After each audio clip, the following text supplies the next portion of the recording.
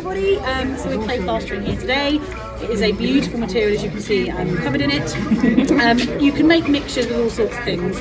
And they have all different sorts of ratios depending on the substrate, depending on the building, depending on the layer of clay you're doing.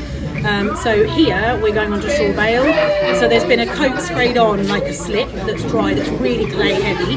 Now what we're putting on is one of the base coats. I've been told by Will, who's running the clay, in charge of the clay operation, he can't be here today, but that we're going to do 2 base coats and then a top coat. So this is one of the base coats. So as you can see, it's very straw heavy. It's just going to stop it from cracking. It's going to have a lovely key to put the next coat on top of. And it's going to work really well with the straw that's underneath and the clay slips underneath. So it has clay, some sand and some straw in it, and then water to that sort of mixture. This is very sticky, but it helps with straw bale. We want to stick it in because, as you can see on the wall, there's lots of uneven undulations, which is lovely. It's part of natural building, but we want to make sure stuff gets stuck in, so we need a nice sticky mix. The next base coat might be slightly similar, and then the top coat will be much finer, which will probably have less straw and just more clay and sand in it.